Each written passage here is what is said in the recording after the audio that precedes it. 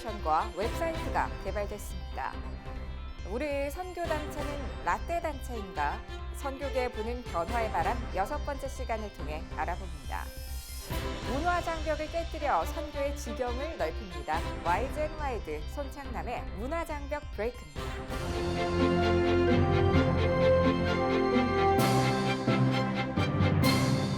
안녕하십니까? 매 요일마다 섹션을 통해 더 깊이 있는 글로컬 선교교육 뉴스 전해드리고 있는 CGN 투데이입니다. 화요일인 오늘은 선교입니다.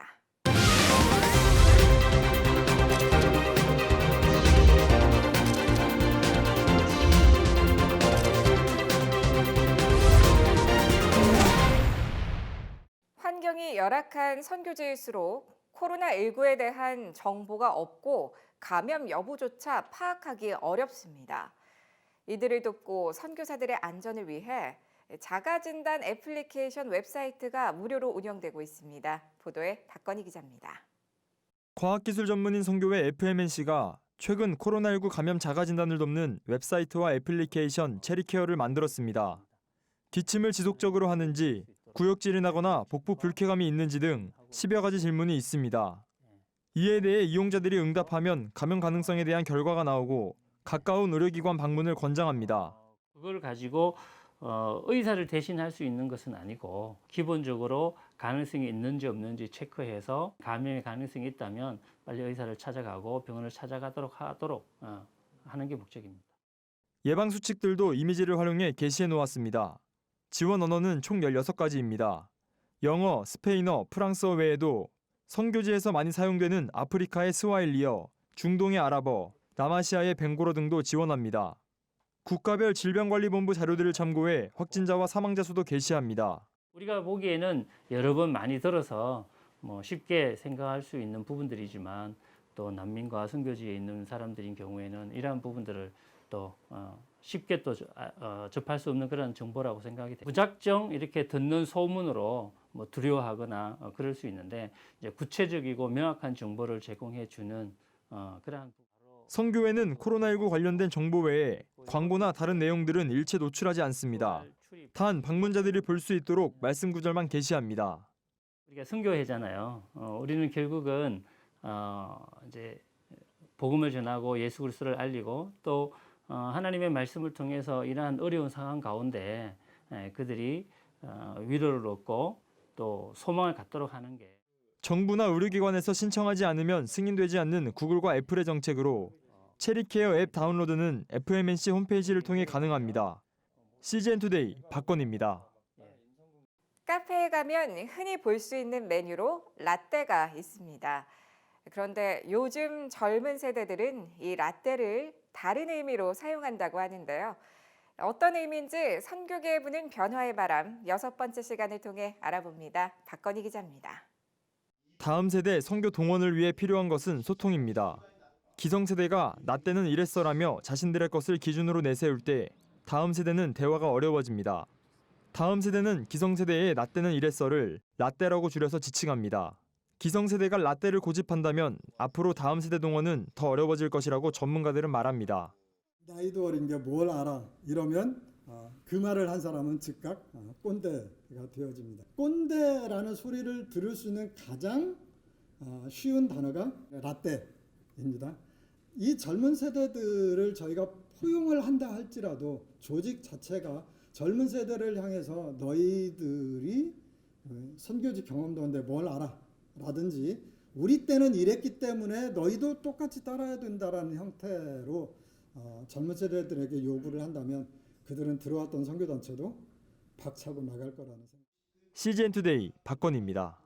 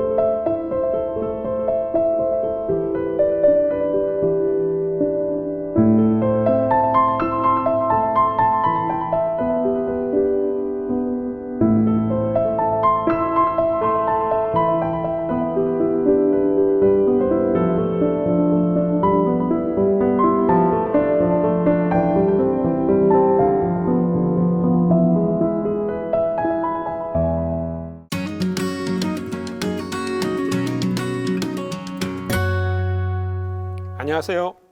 OMF의 손창남 선교사입니다.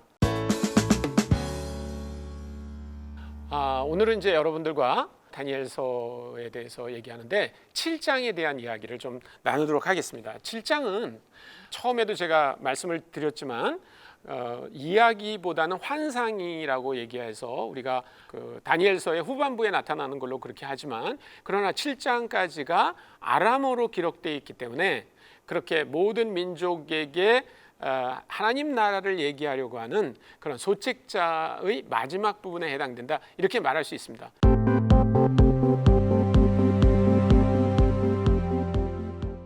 그런데 이 환상이 굉장히 재미있어요. 제가 7장 앞부분을 몇 절 읽어드리도록 하겠습니다. 벨사살 왕 원년에 다니엘이 그의 침상에서 꿈을 꾸며 머릿속으로 환상을 받고 그 꿈을 기록하며 그 일의 대략을 진술하니라. 다니엘이 진술하여 이르되 내가 밤에 환상을 보았는데 하늘에 네 바람이 큰 바다로 몰려 불더니 큰 짐승 넷이 바다에서 나왔는데 그 모양이 각각 다르더라. 첫째는 사자와 같은데 독수리의 날개가 있더니 내가 보는 중에 그 날개가 뽑혔고 또 땅에서 들려서 사람처럼 두 발로 서게 함을 받았으며 또 사람의 마음을 받았더라. 또 보니 다른 짐승 곧 둘째는 곰과 같은데 그것이 몸 한쪽을 들었고 그의 입은 이 사이에 있는 새 갈빗대가 물렸는데 그것에게 말하는 자들이 있어 이르기를 일어나서 많은 고기를 먹으라 하였더라. 그 후에 내가 또 본즉 다른 짐승 곧 표범 같은 것이 있는데 그 등에는 새 날개 넷이 있고 그 짐승에게 또 머리 넷이 있으며 권세를 받았더라. 내가 밤 환상 가운데 그 다음에 본 넷째 짐승은 무섭고 놀라우며 또 매우 강하며 또 쇠로 된 큰 이가 있어 먹고 부서뜨리고 그 나머지를 발로 밟았으며 이 짐승은 전의 모든 짐승과 다르고 또 10뿔이 있더라. 내가 그 뿔을 유심히 보는 중에 다른 작은 뿔이 그 사이에서 나더니 첫 번째 뿔 중의 셋이 그 앞에서 뿌리까지 뽑혔으며 이 작은 뿔에는 사람의 눈과 같은 눈들이 있고 또 입이 있어 큰 말을 하였더라.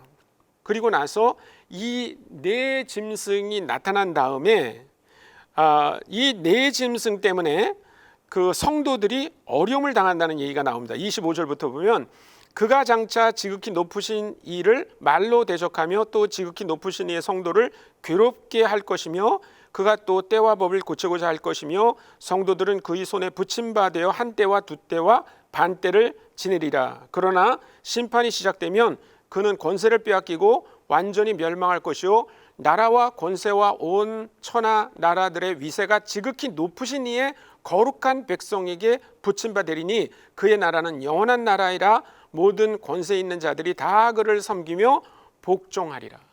여러분, 이것을 보면 우리가 2주 전에 본 그 다니엘서 2장에 나오는 신상의 모습과 굉장히 비슷하지 않습니까? 그래서 그 앞에 나오는 마치 독수리 날개를 가진 사자 같은 나라는 바벨론을 의미하고요.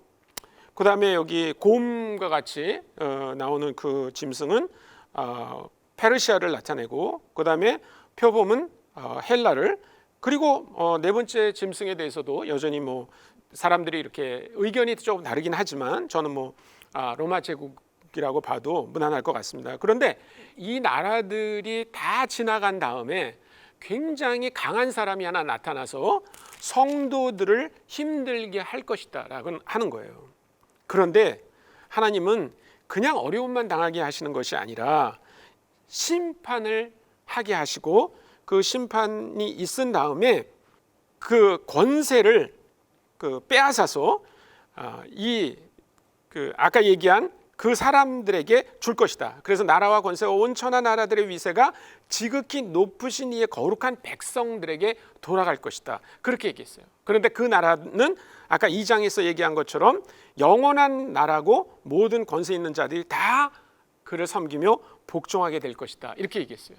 그러니까 2장과 7장이 제가 지난번에 말씀드린 것처럼 그 모든 민족이 읽을 수 있는 일종의 소책자고 하나님의 아주 은밀한 그 비밀을 드러나는 건데, 그 비밀이 뭐냐면 4개의 제국이 지나간 다음에 하나님의 백성들이 그 권세를 얻고 영원히 없어지지 않을, 멸망하지 않은 나라를 다스리게 될 것이다 라는 거예요. 이게 바로 선교의 이야기지 않습니까? 그래서 우리가 다니엘서를 볼 때 이 하나님이 얼마나 놀랍게 그 복음을 모든 민족에게 전하려고 하셨는가 하는 것을 우리가 볼 수 있습니다. 계속해서 여러분들이 다니엘서를 그런 관점에서 읽으시기를 바랍니다. 감사합니다. 오늘의 단신입니다. 법무부가 낙태죄를 폐지하는 방향으로 관련법 개정을 추진키로 한 것으로 전해져 파장이 큽니다. 일부 언론에 따르면 법무부 양성평등정책위원회는 최근 형법에서 낙태죄 조항을 삭제하고 여성 재생산권을 보장하는 방향으로 관련법 개정에 의견을 모았으며 다음 주 법무부 권고안 형태로 제출할 계획이라고 밝혔습니다. 오는 8월 20일 가평 필그림 하우스에서 프레이즈 게더링이 열립니다. 홍정길, 이동원 목사 등 주최 측은 문화 사역자들과 목회자들이 함께 모여 찬양하며 서로를 축복하고 격려하고자 이 같은 자리를 마련했다고 밝혔습니다. 철로 역정 순례, 저녁 만찬 등의 프로그램이 준비돼 있습니다. 건강한 작은 교회 동역센터가 코로나19로 어려움을 겪는 신학대학원생에게 장학금으로 최대 100만 원을 지원한다고 밝혔습니다. 교단과 상관없이 건강한 작은 교회 동역센터의 가치에 동의하는 모든 신대원생으로 오는 31일까지 신청과 후원을 받아 다음 달 7일 선정된 학생들에게 장학금을 지급할 예정입니다. 로잔 디아스포라 온라인 회의 2020이 디아스포라 선교 제정 10주년을 맞아 8월 26일과 27일 이틀 동안 진행됩니다. 코로나19로 인해 100여 개국 1000여 명의 디아스포라 이주민 사역자가 유튜브, 페이스북, 줌을 활용해 참여하는 이번 회의는 지난 10년간 전 세계 디아스포라 선교를 성찰하고 포스트 코로나 시대 미래 방향과 전략을 나누는 자리가 될 전망입니다. CGN 투데이는 더 넓게, 더 지혜롭게 세상에 바로 서고자 하는 그리스도인들을 위한 눈이 되겠습니다. 시청해 주셔서 고맙습니다.